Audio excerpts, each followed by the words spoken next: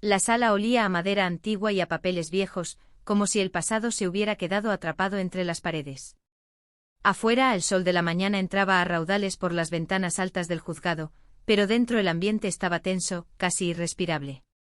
Era el día de la lectura del testamento de la abuela, y todos fingíamos calma mientras algo mucho más grande se cocinaba bajo la superficie. Mi hermano llegó tarde, como siempre, con ese andar seguro de quien cree que el mundo le debe algo. Traje caro, sonrisa ensayada, mirada rápida para medir quién estaba de su lado. Cuando se sentó frente a mí, ni siquiera me saludó. Solo cruzó las manos sobre la mesa y suspiró como si todo aquello fuera una pérdida de tiempo. Yo, en cambio, observaba en silencio. Tenía las manos tranquilas, la espalda recta y una sonrisa suave que nadie parecía entender. Mi cuñada me lanzó una mirada de reojo confundida. Mi tío carraspeaba nervioso. El abogado ordenaba documentos con una precisión casi mecánica. Procederemos con la lectura del testamento de la señora Carmen Rodríguez, anunció finalmente el abogado, ajustándose las gafas. Mi hermano no pudo evitar sonreír antes de tiempo. La abuela Carmen. La mujer que nos había criado a los dos después de que nuestros padres murieran jóvenes. La que me enseñó a leer con novelas viejas y a escuchar antes de hablar. La que a mi hermano le dio todo, incluso cuando él no estaba. El abogado empezó con las formalidades, palabras legales que flotaban en el aire sin tocar a nadie. Yo miraba las manos de mi hermano, estaban relajadas, confiadas. Él ya se veía dueño de la casa, de las tierras, de las cuentas bancarias. Dejo constancia, continuó el abogado, de que mi nieto mayor, Javier, será el heredero principal de. Mi hermano levantó ligeramente la barbilla, satisfecho. Los bienes inmuebles situados en la calle San Miguel, el apartamento de la costa y las cuentas de ahorro detalladas en el anexo B. El silencio fue inmediato. Mi cuñada apretó el bolso contra el pecho. Mi tío abrió los ojos con sorpresa. Javier, mi hermano, respiró hondo como quien acaba de ganar una batalla que sabía asegurada. ¿Ves? Murmuró lo suficientemente alto para que yo lo escuchara. Todo como debía ser. Yo seguí sonriendo. El abogado no había terminado. Asimismo, prosiguió, la señora Carmen dejó instrucciones específicas respecto a otros bienes y disposiciones personales. Mi hermano hizo un gesto impaciente con la mano, como si aquello ya no importara. Fue entonces cuando levanté la mirada y hablé por primera vez. Abuela, dije con voz tranquila, dirigiéndome a la fotografía que descansaba sobre la mesa. ¿De verdad crees que no lo saben? Varias cabezas se giraron hacia mí. Javier frunció el ceño. ¿De qué estás hablando? Susurró molesto. No respondí. Mi sonrisa se ensanchó apenas un poco. El abogado dudó un segundo como si estuviera midiendo sus palabras. Hay una carta adjunta, dijo. La señora Carmen solicitó expresamente que fuera leída en voz alta. Javier soltó una risa corta. Más sentimentalismos, comentó. Siempre fue así. La carta empezó con una letra firme, reconocible incluso para mí desde la distancia. Cada palabra parecía tener peso propio. Si estás escuchando esto, es porque ya no estoy.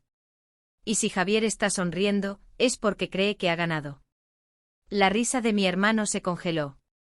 El abogado continuó, imperturbable. Javier, siempre fuiste impaciente. Querías resultados rápidos, recompensas visibles.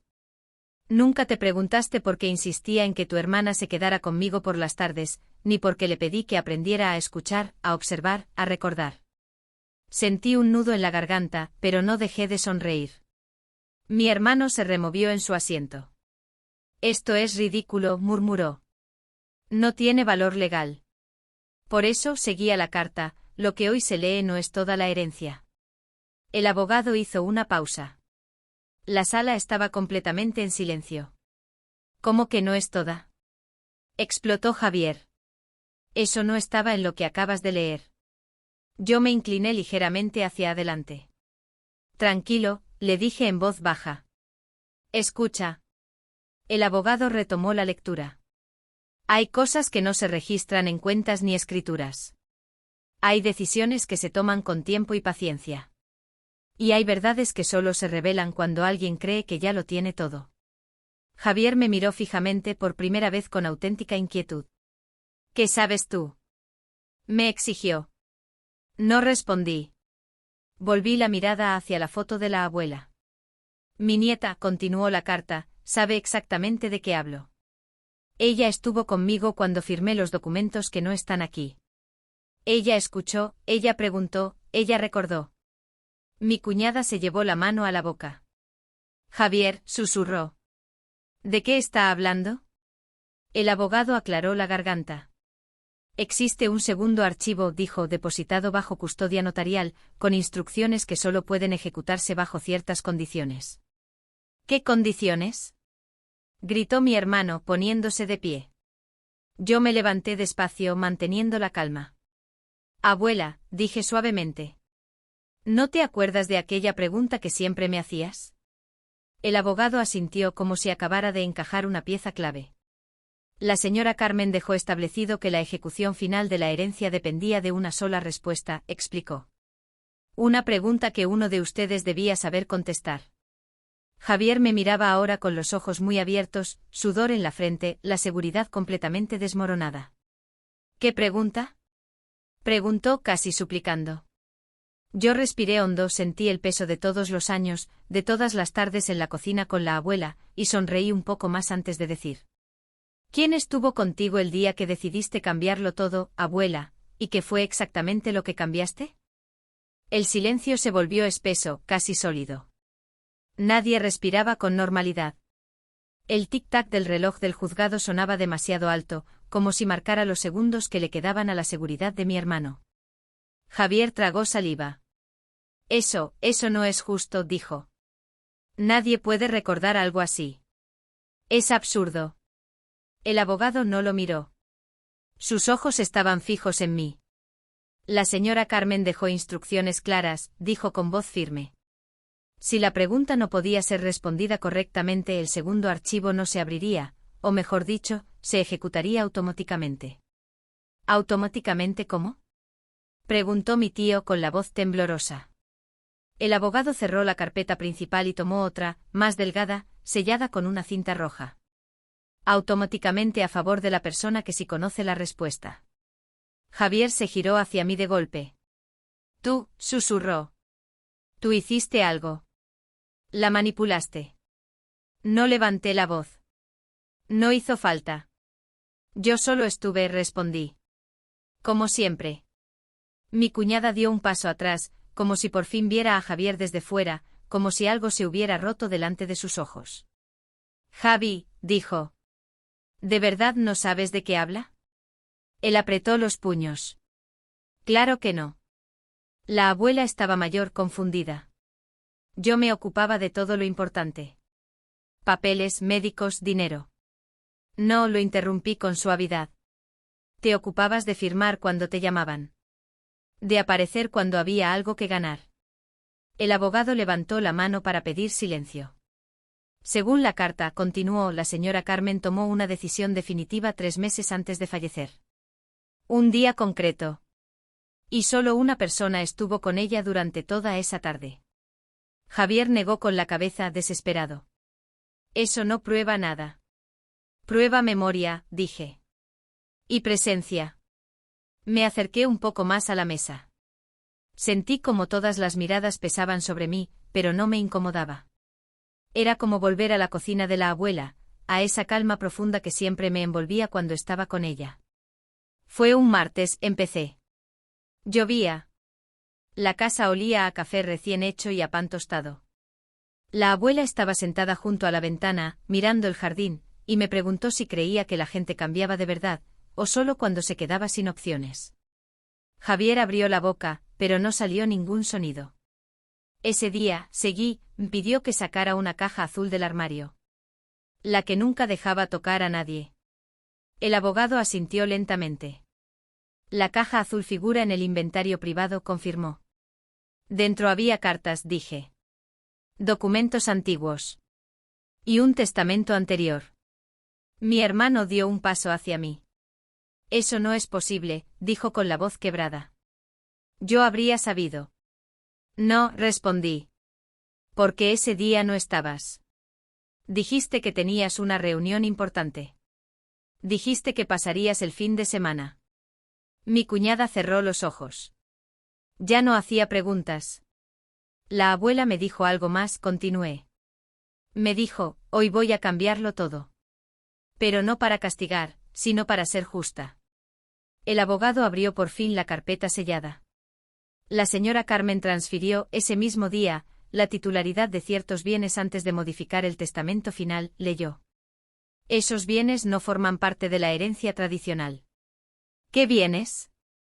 Preguntó mi tío casi en un susurro. El abogado levantó la vista. La casa principal. Las tierras del norte. Y los derechos de administración del patrimonio familiar. Javier retrocedió un paso como si le hubieran quitado el suelo bajo los pies. Eso es casi todo, murmuró. No, dije. Eso es lo que no se puede gastar rápido. Se hizo un murmullo en la sala. El abogado continuó leyendo, pero ya nadie lo escuchaba realmente. Javier me miraba como si estuviera viendo a una desconocida. ¿Por qué tú? Preguntó. Siempre fui yo el que llevaba el apellido. El que se suponía que debía. ¿Debía qué? Pregunté. ¿Ganar más? ¿Mandar más? ¿Decidir por todos? Me acerqué lo suficiente para que solo él pudiera oírme. La abuela no me dio más porque yo fuera mejor, susurré. Me lo dio porque yo sabía esperar. El abogado carraspeó. Queda una última condición, dijo. La señora Carmen solicitó que antes de ejecutar completamente el segundo archivo, se respondiera en voz alta a la pregunta. Javier me miró con los ojos húmedos. Dila, dijo. Dila ya. Respiré despacio. ¿Quién estuvo contigo el día que decidiste cambiarlo todo, abuela, y qué fue exactamente lo que cambiaste? La sala parecía contener el aliento. Yo estuve contigo, respondí. Y cambiaste la idea de herencia. Dejaste de premiar la expectativa, y empezaste a proteger la memoria. El abogado cerró la carpeta con un sonido seco. Conforme a lo estipulado, el segundo archivo entra en vigor inmediatamente. Mi cuñada rompió a llorar en silencio. Mi tío se dejó caer en la silla. Javier se quedó inmóvil, como si el tiempo hubiera decidido abandonarlo. Yo volví a mirar la fotografía de la abuela. Siempre decías, murmuré, que la gente se rebela cuando cree que ya ganó. El abogado empezó a recoger los documentos, uno a uno con calma. La sesión aún no ha terminado, añadió. Quedan asuntos administrativos por resolver. Javier se sentó lentamente, la mirada perdida. Esto no puede ser el final, dijo. Tiene que haber algo más. Sonreí, apenas. Nunca es el final, respondí. Solo es el momento en que por fin entiendes qué parte de la historia estabas ignorando. El reloj del juzgado volvió a marcar la hora, y mientras el abogado continuaba hablando de plazos y firmas, yo pensé en aquella tarde de lluvia, en la caja azul, y en cómo la abuela había cerrado los ojos al terminar, como si por fin hubiera puesto cada cosa en su lugar, mientras algo que aún nadie en esa sala había comprendido del todo seguía esperando su turno para salir a la luz. El murmullo volvió poco a poco como un oleaje contenido que finalmente se permite respirar. El abogado hablaba de plazos, de firmas pendientes, de reuniones futuras, pero sus palabras flotaban sin anclarse del todo. Algo más grande ya había ocurrido, algo irreversible. Javier seguía sentado con los hombros hundidos, mirando un punto fijo en la mesa. No era rabia lo que había en su rostro, sino una confusión profunda, como si acabara de descubrir que el mapa con el que había vivido toda su vida estaba mal dibujado. Siempre pensé que ella confiaba en mí, dijo de pronto con voz baja. Que yo era el elegido. Nadie respondió de inmediato. Yo observé sus manos temblorosas, las mismas que tantas veces firmaron sin leer. Confiar no es lo mismo que delegar, dije finalmente. Ella confiaba en que harías lo correcto algún día. Pero no podía dejarlo todo en manos de una esperanza. Mi cuñada levantó la vista, los ojos rojos. ¿Y yo? Preguntó. ¿Yo tampoco sabía nada? La miré con honestidad. Sabías lo que querías saber, respondí. Y lo que no, preferiste no preguntarlo. No hubo reproche en mis palabras, solo una verdad tranquila. El abogado cerró su maletín y se puso de pie. Nos volveremos a reunir en una semana para formalizar los traspasos, anunció. Hasta entonces les recomiendo prudencia. Este tipo de decisiones suele remover emociones. Se fue sin dramatismo, dejando atrás una sala llena de cosas no dichas. Mi tío fue el primero en levantarse. Necesito aire, murmuró. Esto es demasiado. Salió despacio como si temiera que el suelo cambiara bajo sus pies. Quedamos los tres. Javier rompió el silencio con una risa breve e amarga. Así que todo ese tiempo, cuando tú te quedabas con ella, cuando rechazabas trabajos, viajes, ¿ya lo sabías? Negué con la cabeza. No. No al principio. Ella nunca habló de herencias hasta ese martes. Entonces, ¿por qué tú? Insistió. ¿Por qué confiarte algo así? Pensé un momento antes de responder. Porque yo nunca la interrumpía cuando hablaba, dije. Porque no le pedía que fuera breve. Porque no miraba el reloj. Javier cerró los ojos. Siempre fuiste así, susurró. Siempre parecía que estabas en otro ritmo. En el suyo, corregí. Mi cuñada se levantó y caminó hacia la ventana. Afuera, la ciudad seguía viva, ajena a todo. ¿Y ahora qué? Preguntó. ¿Qué pasa con nosotros? La pregunta quedó suspendida. Ahora, respondí, cada uno decide qué hacer con lo que queda. No hablo de dinero. Hablo de relaciones.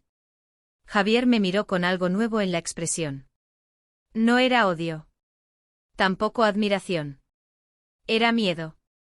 ¿Ella dijo algo más? Preguntó. Algo que no esté en papeles. Asentí lentamente. Dijo que el mayor error de una familia es creer que el silencio mantiene la paz. Él apretó los labios. Entonces fracasamos, dijo. No todavía, respondí. Aún estamos hablando. Nos dirigimos a la salida. El pasillo del juzgado era largo, frío, con pasos que resonaban como si anunciaran decisiones futuras. Al llegar a la puerta, Javier se detuvo. La caja azul, dijo. ¿Dónde está ahora? Donde siempre estuvo, respondí. En la casa. Su mirada se afiló. ¿Puedo verla? Lo observé unos segundos. Claro, dije. Si esta vez no tienes prisa. No respondió, pero asintió. El trayecto hasta la casa de la abuela fue silencioso. Cada uno viajaba en su propio recuerdo. Al llegar, el jardín seguía igual, las hortensias, el banco de madera, la higuera que ella cuidaba con obsesión. Javier se quedó quieto al bajar del coche. Hacía meses que no venía, admitió. Siempre decía que iría mañana. Ella lo sabía, dije. Por eso me pedía que regara las plantas cuando tú no venías. Entramos. El aire olía a lavanda y a libros antiguos. Javier recorrió la sala con la mirada, como si esperara que algo lo acusara. Nada ha cambiado, dijo. Eso creías, respondí. Fui hasta el armario del pasillo y saqué la caja azul. Se la entregué sin ceremonias. Ábrela, dije. Sus manos dudaron. Al final levantó la tapa. Dentro había cartas ordenadas por fechas, algunas amarillentas, otras recientes. Fotos, recibos y un cuaderno pequeño de tapas negras. ¿Qué es esto? Preguntó. El registro, respondí. Ella anotaba todo lo que no quería olvidar. Visitas. Promesas. Ausencias. Javier tomó el cuaderno. Pasó páginas rápido, y luego más lento. Su respiración cambió. Mi nombre aparece poco, dijo. No es un castigo, dije. Es un reflejo. De pronto se detuvo en una página. Aquí, susurró. Dice, hoy Javier llamó. Dijo que pasaría. No vino. Cerró el cuaderno de golpe. ¿Por qué me muestras esto? Preguntó con la voz rota. Porque la herencia no termina con firmas, respondí. Y porque ella quería que algún día lo vieras. Se sentó en el sofá, derrotado. Siempre pensé que había tiempo, dijo. Que ella estaría ahí. Me senté frente a él. Eso también lo escribió, dije. Que el después es el lugar donde se acumulan los arrepentimientos. Javier levantó la vista. ¿Y tú? Preguntó. Nunca te cansaste. Nunca dudaste. Sonreí cansada. Muchas veces respondí. Pero cada vez que dudaba, ella me ofrecía té, y volvía a empezar a hablar. El reloj de pared marcó la hora. Afuera, el cielo comenzaba a cambiar de color. Hay algo más en la caja, dije. Algo que aún no has visto. Javier volvió a abrirla con manos más lentas ahora, más cuidadosas, sin saber que lo que estaba a punto de encontrar iba a obligarlo a enfrentar no solo lo que había perdido, sino la decisión que aún podía cambiarlo todo. Javier apartó las cartas con cuidado, como si por primera vez temiera romper algo frágil. Debajo del cuaderno apareció un sobre blanco más grueso que los demás, sin fecha, con su nombre escrito a mano. Lo reconoció al instante. La letra de la abuela no había cambiado ni siquiera en sus últimos días. Esto, susurró. Esto no estaba antes. Siempre estuvo, respondí. Solo que nunca lo buscaste. Sus dedos temblaron al abrirlo. Dentro había una sola hoja y una llave pequeña, antigua, con un número grabado. Javier leyó en silencio. A medida que avanzaba, su rostro se desarmaba, capa por capa, hasta quedarse sin defensas. Si estás leyendo esto, Javier, es porque por fin te has detenido. No para ganar, sino para entender. Alzó la vista hacia mí, con los ojos llenos de una mezcla de vergüenza y alivio. Es del banco viejo, dijo. La caja de seguridad. Asentí. La número 17, añadí. La que abrimos juntas. Se levantó de golpe. ¿Qué hay dentro? Lo único que ella nunca quiso dejar en manos de alguien que no estuviera preparado, respondí. El trayecto hasta el banco fue distinto al anterior. Javier conducía despacio, atento, como si el tiempo por fin tuviera peso real. En la bóveda, el empleado abrió la caja con la llave. Dentro no había joyas ni dinero. Solo un álbum de fotos, una carpeta con documentos y una pequeña caja de madera. Javier tomó el álbum. Las fotos no eran de eventos grandes, sino de momentos mínimos, desayunos, tardes en el jardín, manos entrelazadas, risas borrosas. Fotos conmigo, pero también con él. Momentos que había olvidado o ignorado. Yo estuve aquí, dijo. Sí estuve. Claro que estuviste, respondí. Nadie dijo lo contrario. Pero dejaste de volver. Abrió la carpeta. Eran contratos, fundaciones, becas con el nombre de la abuela. Proyectos que ella había sostenido en silencio durante años. Esto es enorme, murmuró. Es su verdadero legado, dije. No la casa. No la tierra. Esto. Por último abrió la caja de madera. Dentro había 2 anillos sencillos y una nota. Uno es para quien aprende a escuchar. El otro para quien decide cambiar. Javier cerró los ojos. Durante un largo momento no dijo nada. Cuando por fin habló, su voz ya no era la del hombre que había entrado al juzgado convencido de ganar. Pasé la vida compitiendo, dijo. Pensé que amar era demostrar superioridad. Que cuidar era controlar. Lo miré sin dureza. Ella también pensó eso una vez, dije. Por eso aprendió. Me tendió uno de los anillos. Este es tuyo, dijo. Siempre lo fue. Negué suavemente. No. Ese es para quien decide cambiar. Me observó confundido. ¿No lo quieres? No lo necesito, respondí. Yo ya escuché. Javier apretó el anillo entre los dedos. Algo en su postura cambió. No fue inmediato ni teatral, pero fue real. Quiero hacerme cargo, dijo. No del dinero. De esto. De lo que ella construyó. Entonces empieza por algo sencillo, respondí. Quédate.